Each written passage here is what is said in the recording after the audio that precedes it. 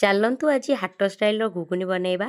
ଆଉ ହାଟ ଷ୍ଟାଇଲ୍ ଘୁଗୁନି ଟେଷ୍ଟ ବଢ଼େଇବାକୁ ଗୋଟେ ବଢ଼ିଆ ସିକ୍ରେଟ୍ ଜିନିଷଟା ସେଥିରେ ମିଶେ, ତ ଯେଉଁଟାକି ମୁଁ ଆପଣମାନଙ୍କ ସହିତ ସେୟାର କରିବାକୁ ଯାଉଛି। ଆଉ ଯଦି ଜାଣିବାକୁ ଚାହୁଁଛନ୍ତି ତେବେ ଭିଡ଼ିଓଟିକୁ ଲାଷ୍ଟ ଯାଏଁ ଦେଖନ୍ତୁ। ତ ଆମେ ଏଥିରେ ଫାଷ୍ଟ ମସଲା କଷିଦେବା। ମସଲା କଷି ସାରିଲା ପରେ ସେଥିରେ ମଟର ଆଳୁକୁ ସିଝେଇକି ଫାଷ୍ଟ ରଖିଥିବା, ତ ସେଥିରେ ପକାଇବା। ପକାଇକି ଭଲ ଭାବେ କଷିବା, କଷିକି ପାଣି ଦେଇଦେବା।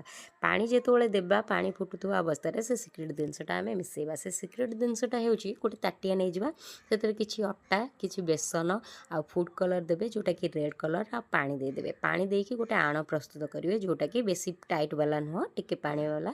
ତ ଫୁଟୁଥିବା ଅବସ୍ଥାରେ ସେ ଆଣଟାକୁ ସେଥିରେ ପକାଇକି ଭଲ ଭାବେ ତାକୁ ଘାଣ୍ଟିବେ, ନହେଲେ ବିଣ୍ଡା ରହିଯିବ।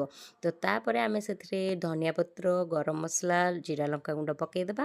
ତାପରେ ରେଡ଼ି ହେଇଯିବ ଆମର ହାଟ ଷ୍ଟାଇଲ୍ର ଘୁଗୁନି। ଆଉ ଏମିତି ଥରେ ବନେଇକି ନିଜେ ଖାଆନ୍ତୁ ଆଉ ଅନ୍ୟକୁ ଖୁଆନ୍ତୁ। ଯଦି ଭିଡ଼ିଓଟି ଭଲ ଲାଗିଥିବ ତେବେ କମେଣ୍ଟରେ ନିହାତି